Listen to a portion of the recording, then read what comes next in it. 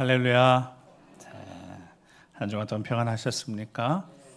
한 주간 동안 평안할 수 있었던 이유는 성삼위 하나님이 우리 삶을 굽어 살피셔서 지키시고 보호하시고 또 필요한 것 채우시고 그렇게 하나님의 은혜를 가득 채워주셔서 이 자리에 평안 가운데 우리가 있는지 믿고 모든 영광은 하나님 앞에 돌려드리고 오늘 이 예배 전심으로 온 마음 다해 하나님 앞에 드리는 이 예배 가운데 꼭 하나님 음성을 듣는 귀한 시간이 되길 주의 이름으로 축복합니다. 신앙생활 하면서 가장 중요한 것이 무엇일까 질문하면 머릿속에 많은 생각이 듭니다. 근데 오늘 바울이 에베소에 보내는 편지를 통해서 우리 신앙생활에 있어서 무엇이 가장 중요한지 여러분들이 마음속에 생각한 것이 맞는 것인지 아니면 다른 것이 있는 것인지 말씀을 통하여 꼭 확인하시고 말씀에 은혜가 있는 시간 되기를 간절히 소망합니다. 바울이 에베소인들에게 에베소 교회 편지를 보내는 것이 에베소서입니다. 근데 이들의 만남은 좀 특별했습니다. 어떻게 특별했냐면 사도행전 18장 19장에 보면 그들의 만남에 대한 이야기를 하고 있는데요.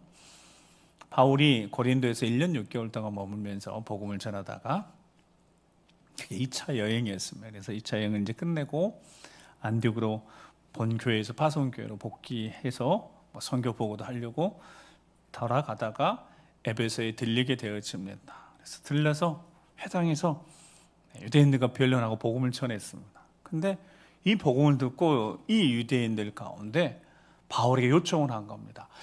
여기 몇 날 더 머물러 주세요. 여러 사람이 더 오래 있기를 청했습니다. 근데 바울이 보통 경우 같으면 당연히 아무리 급해도 하루 이틀 사흘 일주일 정도는 좀 머물러서 왜냐하면 말씀 듣고 싶어 하니까 그래서 전해야 되는데 바울이 꼭 이렇게 말하고 이제 이별을 했습니다. 뭐라고 했냐면 하나님의 뜻이면 너희에게 내가 돌아오리라. 무슨 뜻이라면요? 하나님의 뜻이면 내가 너희에게 돌아오리라. 이렇게 약속하고 바울은 떠납니다.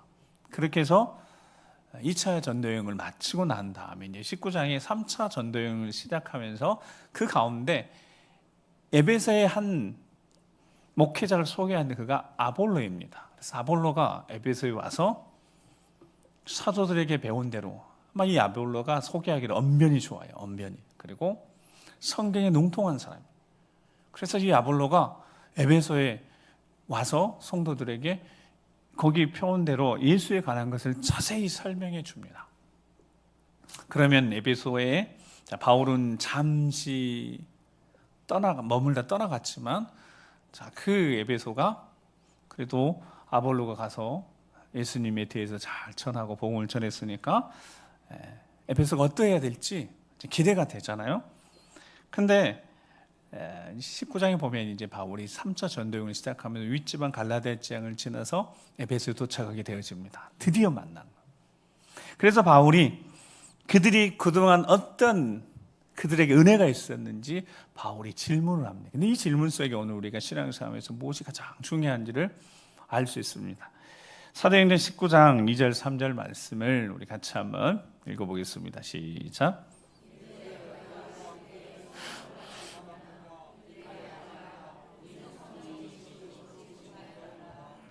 바울이 이르되 그러면 너희가 무슨 세례를 받았느냐 대답하되 요한의 세례니라. 아멘. 자, 설명해 드렸잖아요. 잠깐 들렸다가 복음을 전했는데 이 사람들이 바울에게 좀 오래 우리랑 좀 오래 있어도 이렇게 요청했는데도 바울이 그냥 떠나갔어요. 하나님의 뜻이면 반드시 내가 너에게 다시 올 것이다. 그런데 하나님의 뜻이 이루어졌어요. 그래서 에베소에 찾아왔습니다. 그래서 첫 번째 질문이 뭐라고요? 너희가 믿을 때, 하나님 말씀을 들을 때, 믿음이 생겼을 때 성령을 받았느냐 이렇게 물어봤습니다. 가장 중요한 거 첫 번째 물어본 거 뭘 받았냐고요? 네, 성령을 받았느냐 이렇게 물어본 거. 그게 그냥 물어본 게 아니었어요. 바울 사도가 하나님 말씀을 들을 때 성령을 받고 성령의 충만함을 얻고 그들 삶이 어떤 변화를 바울 사도가 생각하고 있었던 겁니다. 그런데 그들이 뭐라고 대답해요? 아니요, 우리는 성령이 계심도 듣지 못했대요. 여러분, 얼마나 이들의 대답이 안타까운 대답입니까? 그 당시 우리 사도행전 쭉 우리 이제 이렇게 보고 있고 사도행전을 알지만 그 당시는요 성령이 강권적 역사하셨던 때입니다. 복음적으로 예수 우리 이름만 들으면 막 성령의 역사에서 변화됐던 시기입니다. 그런데 어떻게 바울이 야 너희가 믿을 때 하나님 말씀 듣고 믿음이 생겼을 때 너희가 성령을 경험했느냐라고 물어봤는데 성령을 받았냐 물어봤는데 이 사람들이 아니요 우리 성령 받지 않았어요. 이 정도도 이게 조금 황당스러운데 뭐라고 대답했대? 우리는 성령이 계심도 뭐하지 못했다고요? 듣지를 못했어요. 심각한 거죠. 바울은 지금 성령의 사로잡힘에 대한 이야기를 하고 있어요. 이 성령을 받았니 이 단어가 성령이 사로잡혀 봤냐 이 말이에요. 성령이 경험했냐 말이에요. 성령이 압도적인 어떤 역사를 경험해 봤냐는 거예요. 그게 당연한 것이니까 물어봤습니다. 그게 당연하니까 물어봤다고요. 뭐 특별한 게 아니라 말씀을 들을 때, 말씀을 받을 때 성령의 감동돼 그게 믿음이 되어지고 정말 성령이 사로잡혀 살아가는 그런 경험을 너희들이 하고 있었느냐고 물어봤는데 아니요, 성령이 계심도 성령이 있는 것도 듣지 못했다는 거예요. 그래서 물어보는 거예요. 그러면 바울이 그러면 세례는 받았냐고 물어보는 거예요. 무슨 세례 받았는지. 그러니까 그들이 뭐라고 대답해요? 요한의 세례, 물 세례는 받았다는 거예요. 그래서 바울이 알게 되어졌습니다. 왜 하나님이 이 에베소에 나를 다시 보냈는지. 그게 바울이 알게 된 거예요. 이들에게 뭐가 필요하니까 성령의 역사, 성령의 임재, 성령의 충만한 역사가 필요함을 알고 설명해 주는 요한의 세례, 물 세례는 물 세례뿐만 아니라 성령 세례 같이 하나라는 걸 이거 알게 해줘야 되는구나라고 생각하고 하나님 자신을 에베소에 보낸 걸 바울이 알게 되어졌습니다. 그래서 그들에게 안수를 해요. 그랬더니 그들 가운데 성령이 정말 임하고 방언도 하고 예언도 하는데 그 사람들이 12명 되었다라고 19장에 소개하고 있습니다. 그렇게 해서 바울이 보니까 성령의 계심도 듣지 못한 이들이 안수하니까 성령의 역사하심 경험했잖아요. 그래서요 석 달 동안 도란나 소원의 강론도 하고 2년을 더 머뭅니다. 2년을 더 머무르요. 바울이 2년 동안 머무는 경우는 이건 아주 특별하다고 보면 되는 거예요. 바울은 복음의 열정 가지고 복음을 듣지 못한 이들을 돌아다니며 복음 전하는 것이 사명이었는데 한 곳에 한 3년 정도 머문다? 이거는 있을 수 없는 일입니다. 그런데 에베소에서 그렇게 머뭅니다. 그리고 나중에 사도행전 20장 가면 바울이 예루살렘으로 올라가야 되는 거예요. 그런데 올라가면 결박당할 것을 알게 되어지는데도 바울이 올라갑니다. 그때 에베소에서 자신이 훈련시키고 양육한 장로들, 목회자들을 불러요. 마지막 작별 인사합니다. 에베소의 장로들, 목회자들이 만류를 합니다. 예루살렘 올라가시면 잡히시는데요. 그때 바울이 했던 이야기가 사도행전 20장 24절에 주 예수께 받은 사명, 이 복음 전하는 사명, 이 사명을 전하는 일에, 이 사명을 마치려 하는 데는 나의 목숨을 조금도 귀한 걸 여기지 않는다.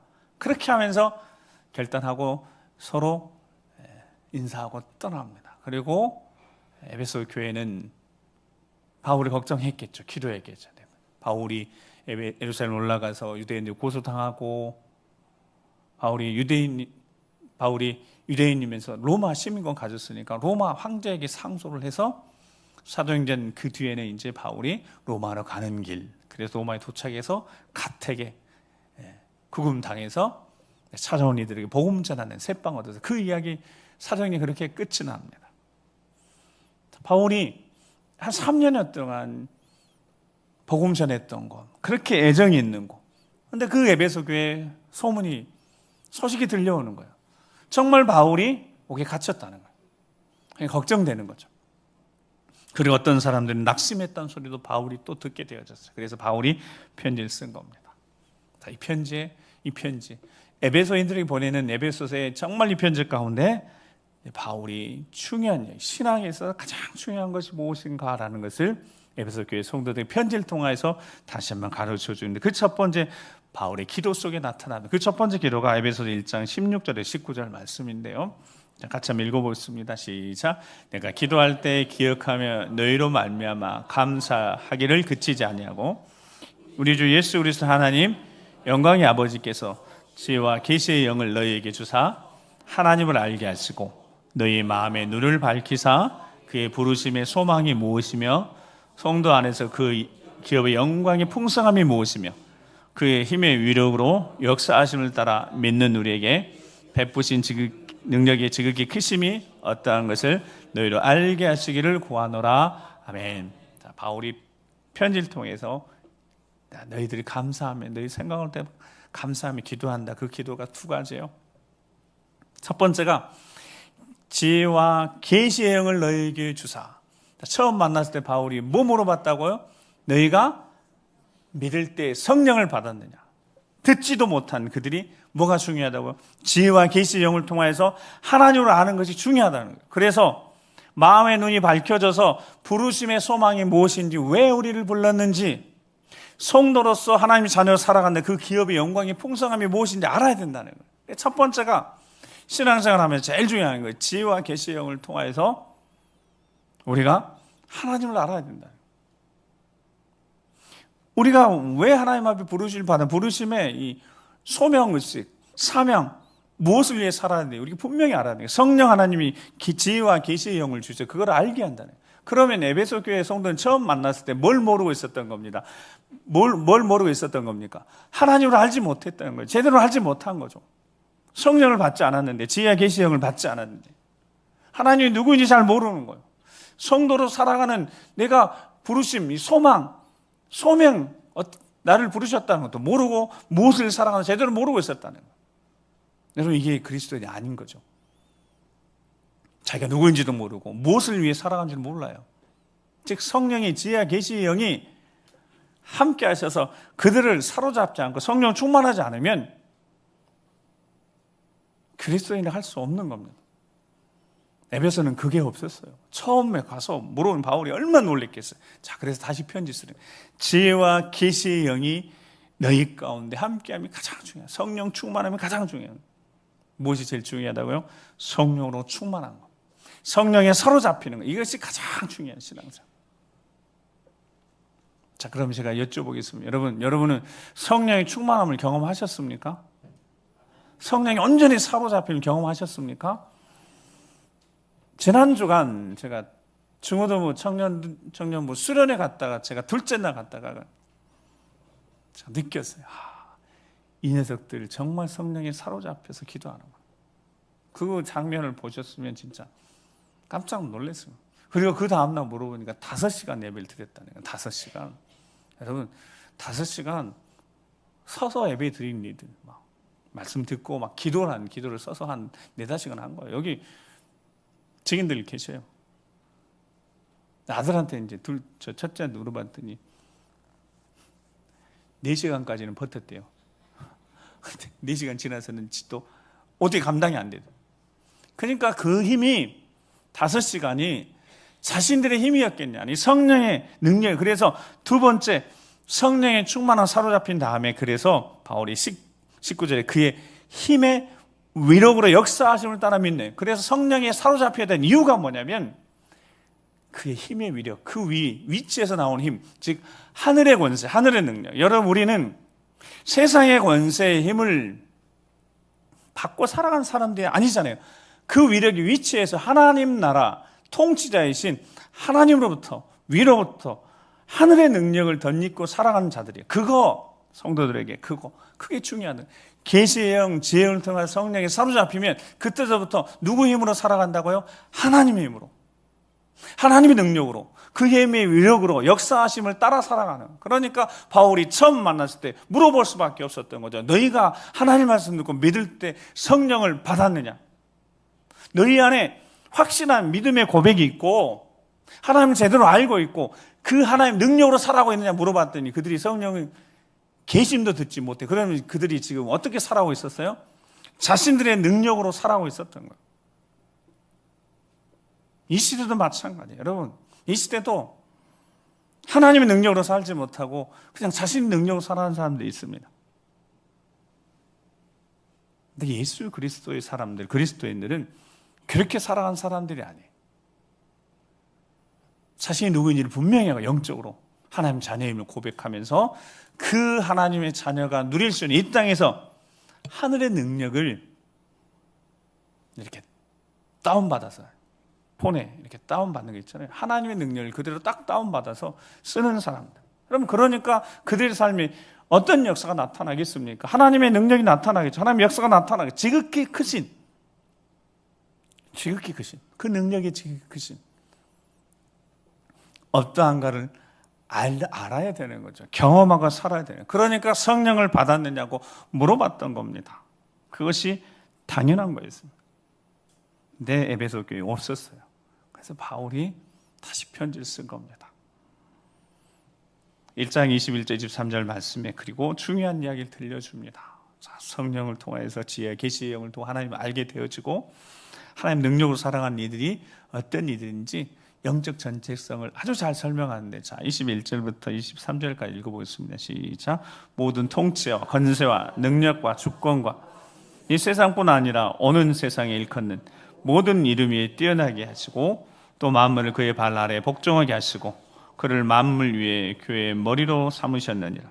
교회는 그의 몸이니 만물 안에서 만물을 충만하게 하시는 이의 충만함이니라. 아멘. 자, 여기서 이제 예수님이 교회의 머리가 되시고 교회가 그리스도의 몸이라는 것을 바울이 설명해 줍니다. 그런데 교회의 머리가 되신 분이 어떤 분이신지 21절에 모든 통치, 권세, 능력, 주권과 이 세상뿐 아니라 오는 세상에 일컫는 모든 이름에 뛰어난 이름을 주셨다. 빌립보에서 똑같이 2장처럼 똑같이 예수 그리스도의 이름에 하나님 모든 이름 위에 뛰어난 이름 주셨고 그 예수 그리스도 이름 앞에 모든 무릎을 꿇게 하셨대요. 자, 그러니까 예수 그리스도의 이름으로 하나님의 능력, 그 위력을 경험하고 사는 사람들이 그리스도인. 근데 이 비밀을 알게 하시는 분이 성령이에요. 성령이 임하시고 성령이 사로잡혀 살 때 내가 누구인지를 알고 하나님이 어떤 분이신지 알고 난 다음부터는 이 땅에 살아가면 우리 삶에 하나님의 능력을 힘입고 살아가는 사람들, 그게 교회라는 거예요.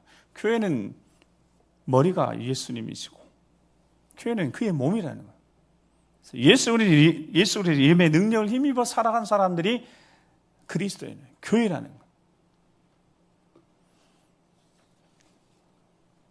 그 은혜를 받은 에베소 성도들에게 에베소 성도들아 들어봐. 너희들은 원래 허물과 죄로 죽었던 이들이야. 공중의 권세 잡은 자에게 사로잡혀서 세상 풍조를 따르고 멸망의 길을 가고 넓은 길을 갔었던 이들이야. 불순종하고 육체의 욕심을 따라 살고 마음이 원하는 대로 살아가는 본질상 진노의 너희들은 대상이었어. 멸망받아 마땅한 이들이었어. 그러나 하나님이 너희를 사랑하셔서 택하신 유대인들이 있지만 그들과 똑같이 예수 그리스도의 피로 너희들을 하나님 자녀 삼았어. 그래서 주 안에서 형제가 되었어. 이방인이라도 동일한 하나님의 자녀가 되었으니, 하나님 권속이 되었으니, 하나님 가족이 되었으니까 서로 이제 연합하고 결합해서 함께 하나님 나라를 세워가야 된다라고 바울이 에베소 교회에게 편지를 보내는 거예요. 이방인이었는데 그 이방인이 더 이상 의미가 없는 거예요. 그리스도 예수 안에서 하나가 되어졌어요. 어떻게 하나님 자녀가 됐으니까. 그리고 오늘 본문에 다시 바울이 두 번째 기도를 합니다. 중요한 기도. 우리가 교회가 우리 자신이 무엇에 집중해야 되는지를 바울이 알려주는 겁니다. 즉 성령에 사로잡혀 성령 충만함, 하나님의 능력 힘입어 살 수 있는 비결을 좀 더 자세히 구체적으로 기도하면서 그게 비전 삼으라는 거예요. 성령에 사로잡혀 살아가는 거예요. 요즘 제가 금요일 날 요한일시 기도에도 금요응답 기도에 쓰는 단어 있어요. 아까 전사님께서 여러분 성령의 장악. 원래 장악은 사탄이 우리를 그 장중에 장악 붙들고 있었습니다. 근데 그 사탄의 손아귀에 쥐고 있는 우리를 예수 그리스도 주님 내어주시면서 몸값 지불하셔. 우리를 사랑하셔. 그러니까 하나님이 거룩한 성령 하나님이 우리를 장악하시길 기도하셔야 합니다. 저는 그렇게 요즘 기도합니다. 성령이 장악하도록. 그냥 단순히 사로잡힘 완전히 장악하셔. 성령 하나님 우리를 완전히 장악하셔. 우리를 이끌어 가시도록 그 위로부터 주시는 능력을 힘입어 살아가도록 기도하면 능력이 나타나고 응답의 역사 나타나고 기적이 나타나고 치유가 회복이 나타나고 몸이 질병이 낫고 여러분 기도하면 하나님 능력이 나타나게 되는 줄 믿습니다. 우리가 하는 게 아니잖아요. 예수 그리스도의 이름 능력, 그 이름의 능력 하나님이 거기 그때 부으셨어요. 그 이름에 다 쏟아 부으셨어요. 모든 통치, 권세, 주권 그 누구도 그 발 앞에 엎드리도록 하셨다고요. 이 마지막 때는 그 능력으로 살아가야 된다고. 성령이 온전히 장악하셔야 된다고. 그렇게 기도해야 되는 겁니다. 자, 그러게 살아갈 수 있도록 바울이 에베소 교회 성도들이 기도하는 것, 그 기도가 오늘 본문이죠. 16절, 17절을 계속 읽어보겠습니다. 시작. 그의 영광의 풍성함을 따라 제 성령을 말미암아 너희 속 사람 능력으로 강건하게 하시오며 믿음으로 말미암아 그리스도께서 너희 마음에 계시게 하시옵고 너희가 사랑 가운데서 뿌리가 박히고 터가 굳어져서 아멘. 자, 14절 15절에 바울이 기도하는데 보면 내가 하늘과 땅에 있는 모든 각 족속에게 이름을 주신 아버지 앞에 어떻게 기도해요? 무릎 꿇고 빌고 기도하는 거예요. 정말 감옥에 갇혀 있지만 지금 바울은 감옥에 갇혀 있어요. 에베소에 편지를 보내면서 내가 지금 하늘과 땅의 모든 권세를 주신 그 예수 그리스도의 너를 위해서 기도한다고 하시면 그 기도의 내용이 뭐라고요? 영광의 풍성함을 따라 그의 성령으로 말미암아 너희 속 사람이 능력으로 강건해지길 원한다. 그래서 성령이 사로잡혀서 어떻게 되길 원한다고요? 속 사람이 강해지길 원한다는. 성령이 사로잡혀서 우리의 속 사람이 강해져야 될 줄로 믿습니다. 왜냐하면 속 사람이 강해져야지 그 뒤에 오는 그때부터 시작하는 핍박 환란을 이겨낼 수 있으니까 속 사람이 마음이 견고해져야 하니까. 그래서 바울이 고린도 교회도 동일하게 편지를 보내면서 4장 7절에 보면 우리가 이 보배를 질그릇에 가졌으니 이는 심히 큰 능력이 누구에게 있고 하나님께 있고 우리에게 있지 않냐 말게 하려 합니다. 자, 한번 같이 읽어볼까요? 시작.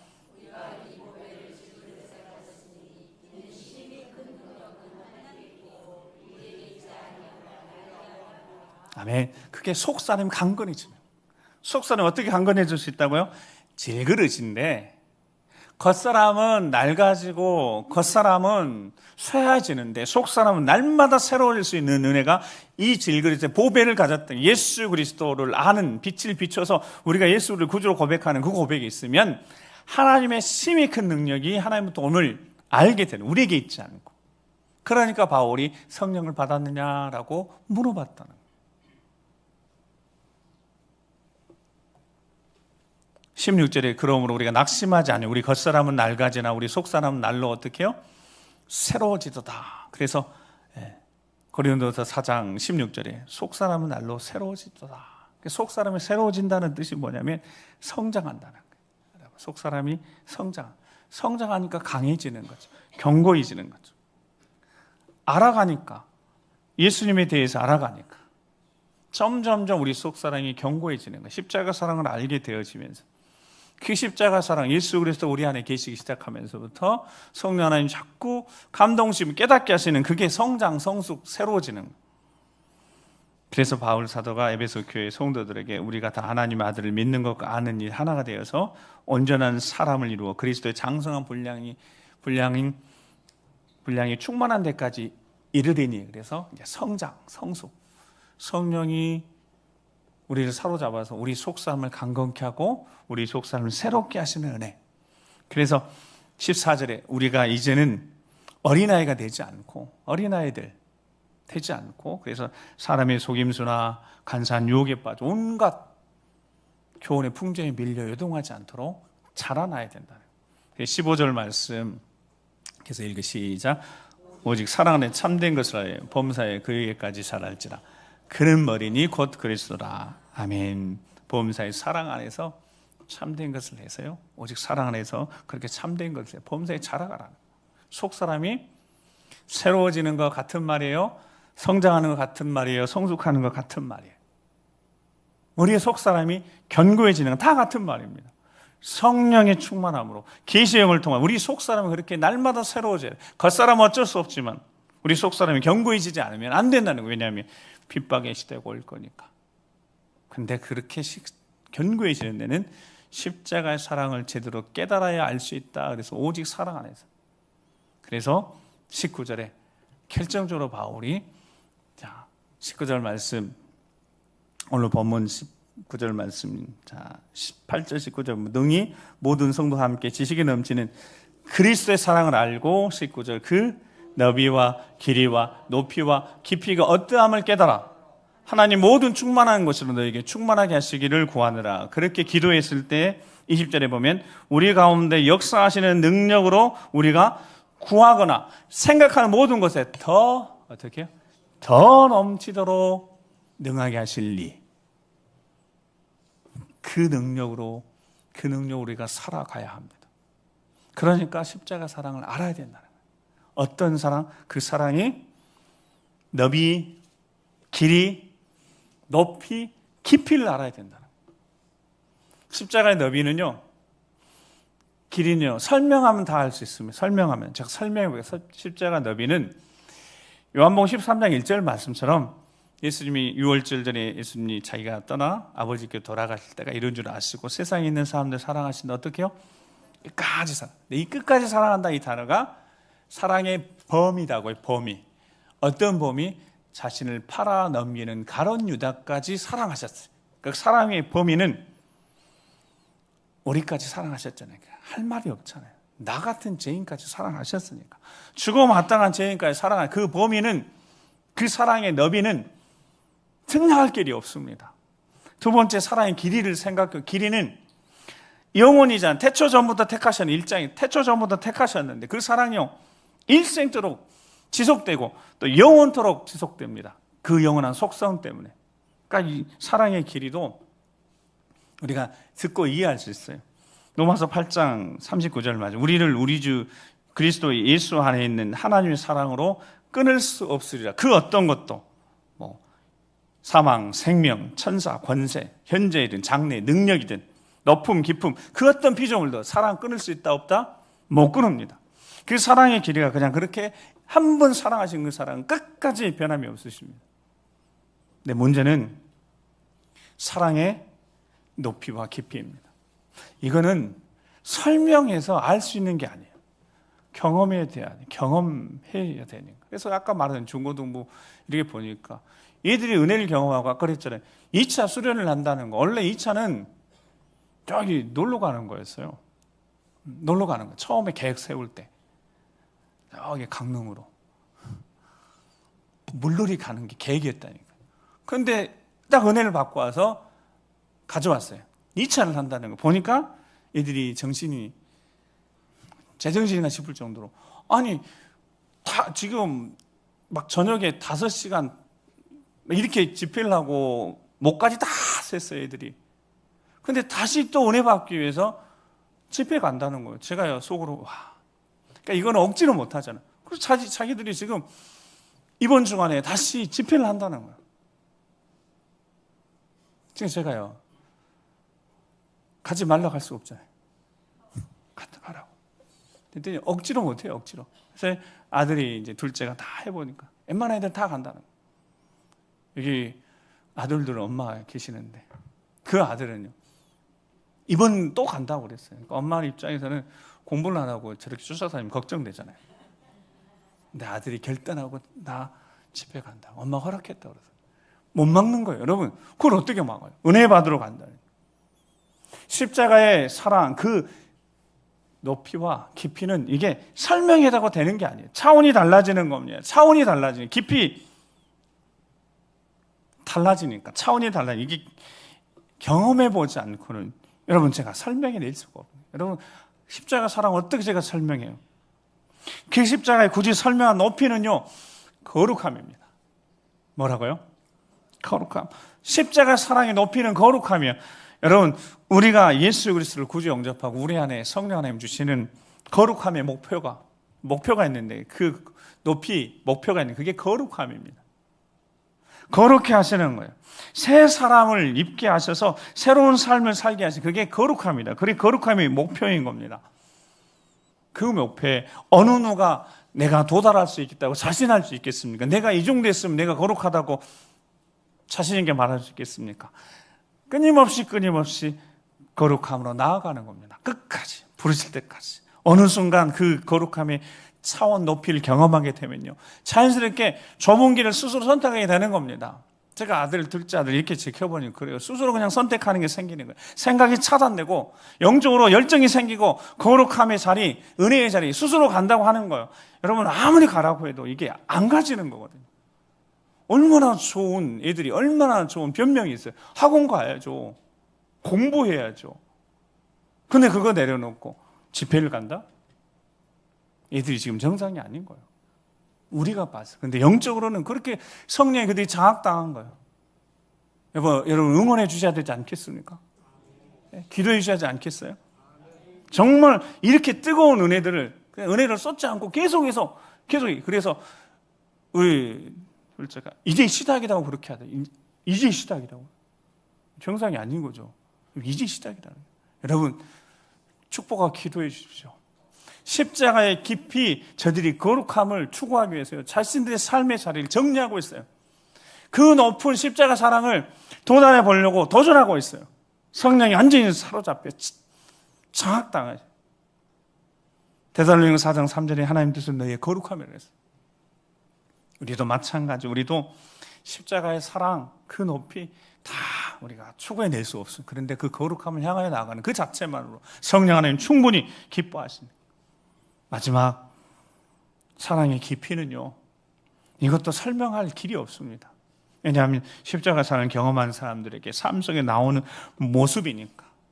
그래서 바울 사도가 에베소 교회에게 그들이 새 사람이 된 다음에 이웃과 더불어 참된 말하고 더 이상 거짓 내지 않고 분을 내는데 저녁까지 그 분 품지 않고 화해하고 가난한 자를 구제할 수 있도록 자기 손으로 수고도 하고 사람들에게 은혜를 끼치는 말들을 하는 이 모습들, 그러니까 사랑의 깊이를 깊이 경험한 이들이 그들의 삶에서 정말 예수 그리스도의 삶을 살아내는 것, 그들에게 용서의 삶이 보여지는 것. 스데반이 마지막 자기를 투석하는 그들 향하여서 여전히 천사의 미소를 가지고 사랑의 메시지, 아버지 저들이 하는 일 몰라요, 저들이 저를 용서해 주시라고 하시는 그 장면을 볼 때 십자가의 그 깊이는 측량이 안 됩니다. 용서니까. 마태복음 6장 14절 15절에 너희가 사람의 잘못을 용서하면 너희 하늘 아버지께서 너희 잘못을 용서하시려니와 너희가 사람의 잘못을 용서하지 않으면 너희 아버지께서 너희 잘못을 용서하지 아니하시리라. 십자가의 깊이는 바로 용서입니다. 용서는 그 주체가 잘못한 사람입니다. 용서는 실은 내가 잘못했으니까 저 사람 용서해 줘야 돼. 용서는요, 십자가의 용서는 내가 용서받아야 되기 때문에, 내가 죄인이기 때문에, 십자가 사랑이 필요한 일, 예수가 필요한 이들 때문에 용서의 은혜가 주어진 겁니다. 그러니까 세상 어디에도 없는 십자가의 사랑 용서인 겁니다. 사랑하는 성도들, 마지막 결단해야 합니다. 만물의 마지막이 가까웠으니 그러므로 너희는 정신을 차리고 근신하여 기도하라. 무엇보다도 뜨겁게 서로 사랑할지니 사랑은 허다한 죄를 덮느니라. 아멘. 한 주간 살아가실 때요, 기억하십시오. 바울이 처음에 물었던 질문을 했던 이유가 있어요. 내가 성령을 받았네. 그럼 성령 받으셨습니까? 성령 충만하셔야 합니다. 성령 여러분 완전히 장악하셔야 합니다. 그래서 십자가의 깊이, 그 높이를 충분히 경험하시면서 정말 속사람이 새로워지고 강건해지고 견고해지고 뜨거워지고 예수 그리스도 그 십자가의 삶을, 용서의 삶을 제대로 살아내서 하나님 기뻐하시는 삶을 사는 것이 우리를 부르신 거룩한 부르심에 합당한 삶이 아니겠습니까? 오늘 우리에게 주신 이 말씀을 우리 마음속에 기억하시면서 너희가 믿을 때 성령을 받았느냐, 성령에 사로잡혀 살아오고 있느냐, 성령이 너희를 완전히 장악했느냐 라고 물으셨을 때 우리가 그렇지 못하다면 기도할 수밖에 없습니다. 엎드려 기도할 수밖에 없습니다. 한 주간 우리 청소년들, 청년들은 또다시 은혜의 자리에 자기 시간 들이고 자신을 던져서 은혜의 자리에 있는데 그들을 위해 기도하시면서 우리도 좀 더 기도하셔서 정말 성령에 사로잡히고 성령이 완전히 장악되어져서 하나님의 능력을, 위로부터 주시는 그 능력을 힘입어서 심히 큰 능력을 경험하셔서 기적, 치유도 되시고 질병도 낫고 문제도 해결되어지고 하나님이 이렇게 하셨다고 고백할 수 있는 간증으로 아버지 앞에 영광 우리 모두가 되길 주의 이름으로 축복합니다. 기도하시겠습니다. 우리 함께 기도하시면서 성령 하나님 우리를 온전히 사로잡으시라고, 그리고 우리가 장악되어져서 성령의 충만함으로, 성령의 능력으로 하늘의 그 위력, 위로부터 주시는 능력에 사로잡혀서 살아갈 때 오늘도 우리 삶의 자리부터 시작해서 한 주간이 아버지 영광이 가득한 기적 역사 나타나고 해결되어지고 풀려지고, 메어졌던 것들이 풀려지고, 묶여져 있던 것들이 풀려지고, 정신없이 흩어져 있는 것들이 정돈되어지는 하나님의 능력, 천국 역사를 제대로 사용하여서 하나님 능력을 힘입어 승리의 삶을 살아가는 우리 모두가 될 수 있도록 주여 우리를 붙들어 이렇게 세워주시옵소서. 성령 충만케 하시고 성령은 우리 삶을 장악하시고 우리 인생을 장악해 주시라고 주여 한번 우리 기도하겠습니다. 주여, 십자가의 그 높이 깊이를 제대로 살아가는, 거룩함을 추구하며 살아가는, 십자가 사랑을 실천하며 용서의 삶을 살아가는 성령 하나님을 장악하셔서 통치하셔서 다스리셔서 하나님의 능력을 경험하며 위로부터 주시는 하늘의 능력을 힘입어서 승리하는 거룩한 삶을 살아가는, 진리의 삶을 살아가며 승리의 삶을 살아가는 우리 모두가 되도록 주여 도와주시옵소서. 우리 가정 안에 일하여 주시옵소서. 어둠에서 떠나게 하시며 회복되어지게 하시며, 예배전에 회복되어지게 하시며, 구원에서 나타나게 하시며, 그동안 눈물의 기도 응답되어지는 기적이 한정한 되도록 주여 도와주시옵소서. 불쌍히 여겨주시옵소서. 긍휼히 여겨주시옵소서. 아버지 영광을 허락하여 주시옵소서. 거룩하신 아버지 하나님 감사합니다. 그 놀라운 십자가 사랑, 우리 인생을 다시 한번 새롭게 하며 우리 한 주간 살아가는 모든 삶의 자리에 성령 충만함으로, 성령의 온전한 우리 장악하심으로 하늘의 능력, 그 위대하시고 크고 능하신 하나님의 능력을 힘입어서 승리하며 감사의 제목 가득 안고 다시 복된 주일, 다음 주일 우리 만날 수 있도록 역사하여 주시옵소서. 승리케 하실 것을 믿고 감사드리며 존귀하신 우리 구주 예수 그리스도의 이름으로 축복하며 기도드립니다. 아멘.